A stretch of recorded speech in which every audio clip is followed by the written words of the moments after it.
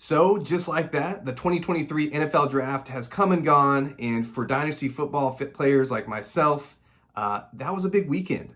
Of all of the rookies that we've been talking about and analyzing and projecting over the past 6, 7, 8 months, we now have draft capital, we now have landing spots, we now understand their situation a lot better than we did, and from here on out, now we look ahead to rookie drafts.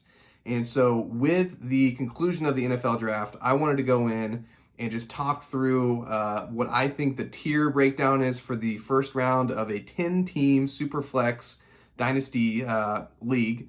So I wanted to talk through the tiers. I wanted to talk through some landing spots. I think there's some great landing spots for some of the prospects we were talking about, especially the top end of that first round of a 10-team draft. And I think there's some more questions than maybe we wanted for the back half of a 10-team draft. So I want to just talk through that really quickly and just give some thoughts to that. So really in the top 5, 6, and I'm going to say maybe even 7 spots, I don't think there's a big shakeup to what a lot of the mocks and a lot of the projections were for a Dynasty, again, Superflex league in a 10-team for first round of a draft. So obviously at the top, Bijan Robinson is still the number one, and I think he ended up with, for fantasy purposes, a great landing spot for him. He's definitely going to be a focal point of the Atlanta Falcons offense. He really is going to be able to do a lot for that team.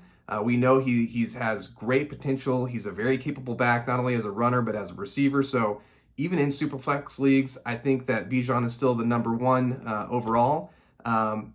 You may, if you're a team that is really in deep into a rebuild and needs a lot of talent, maybe you consider going with a quarterback, since the quarterback will most likely have more longevity than the running back pick there, but it's hard not to go with Bijan. I think you still go Bijan, and then if it ends up you need to trade that asset down the line once he really starts producing in his rookie year or even after his rookie season, go get that asset, go get that really important piece that you know a lot of teams are going to covet. Almost every team, if not, let me rephrase, every team in your Dynasty League could use Bijan Robinson. So go get that top asset and just worry about the rest after that. So he's number one, 1.01. And then the next tier is still the 3 quarterbacks. And I think going into this draft, I was seeing a lot of mocks where it was Bryce Young and then CJ Stroud and then potentially Anthony Richardson.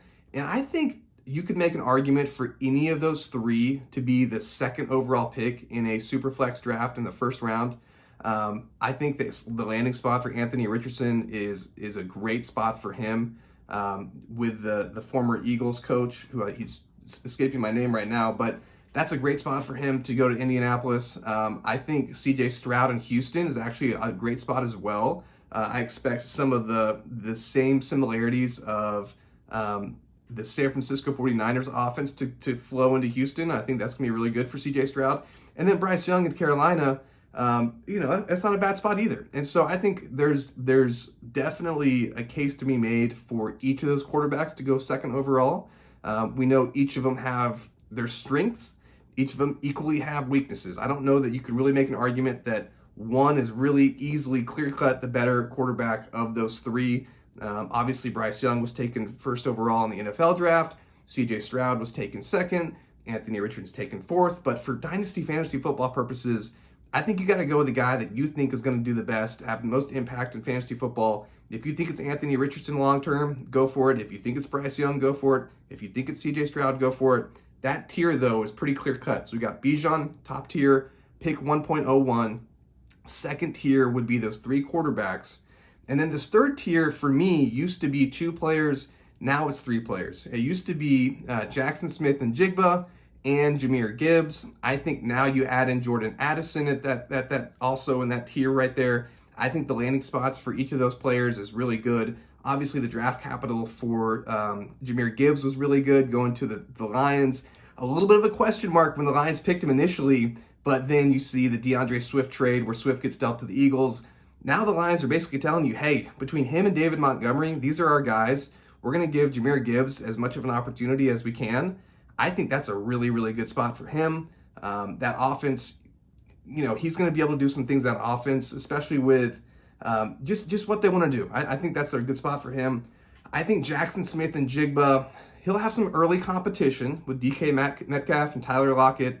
I think long term, there's some room for growth there. and he really could, if not get to the number 1 spot in that pecking order, I think he can work his way into a pretty good, consistent number 2 spot over time. It just may take a little more time than some other receivers to get there, but still a good spot. He's still very, very talented. The longevity of him is really where you're getting value too. He can have a really long career in this league.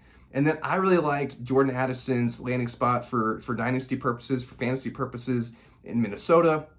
It's almost like a plug and play. Adam Thielen is gone. Jordan Addison, come right in. And Jordan Addison's really going to be able to do more than Adam Thielen could in these past few years. There was a while, there was a time frame when Adam Thielen really was a really, really solid secondary option for the Vikings. And over the years, as age has kind of caught up with him, he's kind of slowed down a little bit.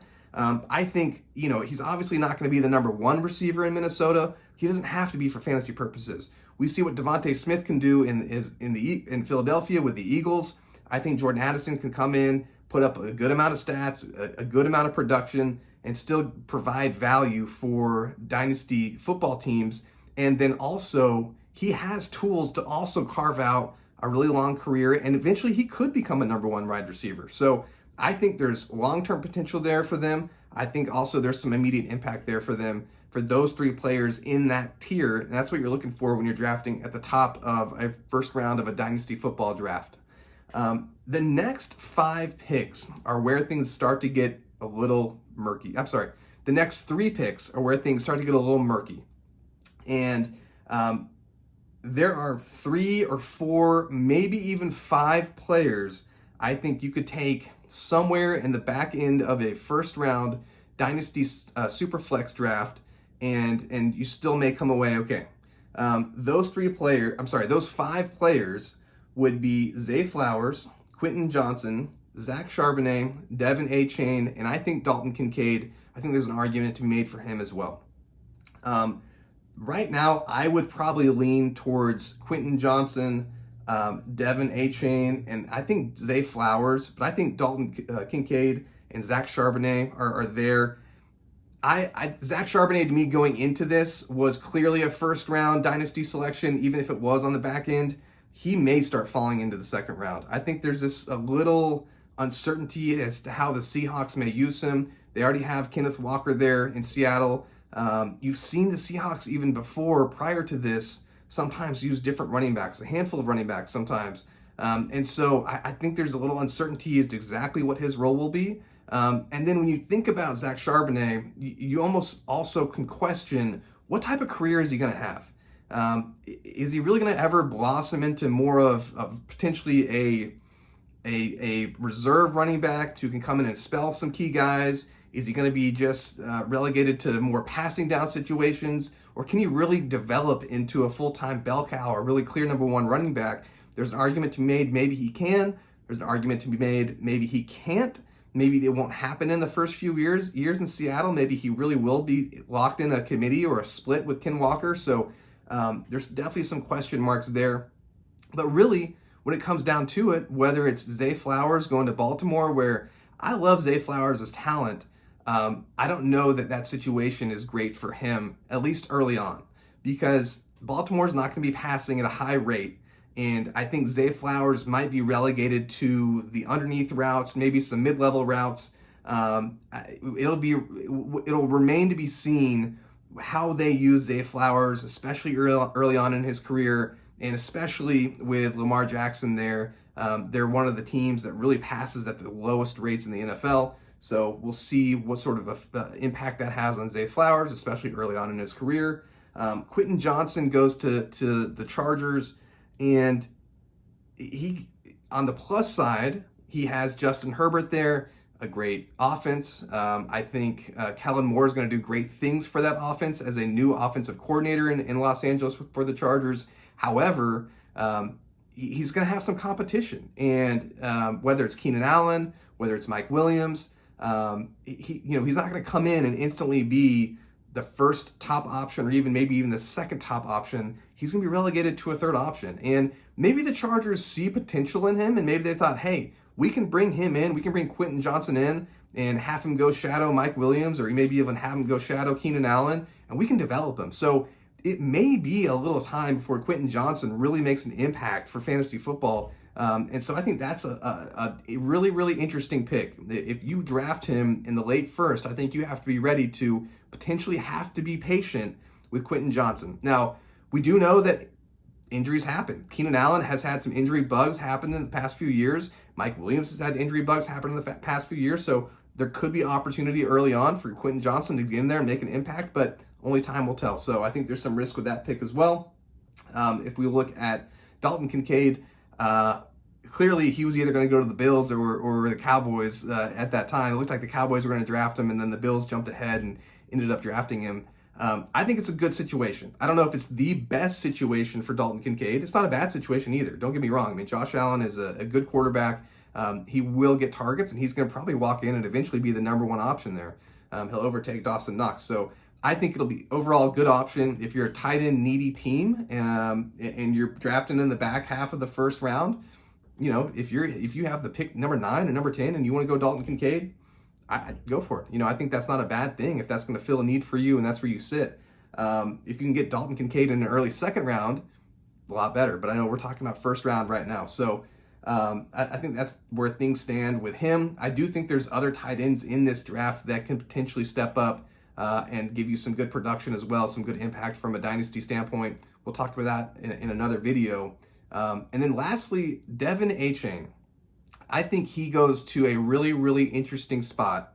And I think about him obviously with Mike McDaniels, but I think about what the 49ers have done in recent history with running backs. We know Mike came from the 49ers, and I try to project a little bit of that to the Dolphins. Now, the Dolphins running back room, you know, it doesn't have any world beaters. There's not necessarily a clear-cut number one running back there, but there's depth there. And so he's going to have to go earn those snaps. He's going to have to beat out some competition to get onto the field and then maintain those opportunities and maintain those snaps and that snap count. I think he can. I think that Miami's going to draft him, or Miami drafting him tells me that Mike McDaniels thinks that, hey, we can carve out a role for this guy or maybe design some offense around this guy. We can plug him into our scheme, and I think he can do really well. So I think that is a sneaky good pick in the back half of the first round of a dynasty draft. I think Achane, you know, even if it takes a little bit of time or you know, a little bit of a few games or a part of the season to go by before he really gets his footing in that offense, he certainly could step in and grab hold of the lead job there and hold on to that for at least a few seasons, if not more. So I think Achane is a really interesting pick in the back part of the first round of a dynasty draft, a Superflex league. Outside of that, I think the rest of the guys, the rest of the players that were drafted, the rookies, they're probably second and third round picks. You know, I'm looking at a board right here, and I'm not really seeing anyone that sticks out. Obviously, Will Levis dropped, so in the regular real draft, so he'll drop in the dynasty rankings as well. I do like the landing spot of Kendre Miller, but he's not enough for him to be drafted in the first round of a dynasty draft. Alvin Kamara is still there, and Jamal Williams went there as well, so we know there's some competition there early on. Michael Mayer, he's not a first-round pick. And then Josh Downs going to Indianapolis. Long-term, maybe he turns into something, a nice dynasty piece, but early on, I don't know about that. So I think the first 7 picks is really where the meat of that first round is. Obviously, Bijan, number 1. You have the 3 quarterbacks in that next tier down. And then I would put Gibbs, Smith-Njigba, and Jordan Addison in that final 3rd tier before we get into the 4th tier, where I think that's kind of the 4th tier. If you have a pick there, you're either going to stay there because there's a guy that you still really like that should be there by that pick, or I'd be trying to trade out of it, try to get into an early second-round pick or some other asset. I think there's just a lot of question marks with the guys from pick 8 through 10. So there you go. It was definitely a fun draft, definitely some surprising picks by some of these teams, and then there's some great landing spots for some of these rookies as well. But if you can get into that top 7 or so, I think you're doing really well in the rookie drafts coming up. If you're outside of that top 7, you might be wanting to move that pick and see what else you can get for it. So there you go. Hope you enjoyed it. We'll keep doing more of these videos soon, and we'll talk to you later. Thank you.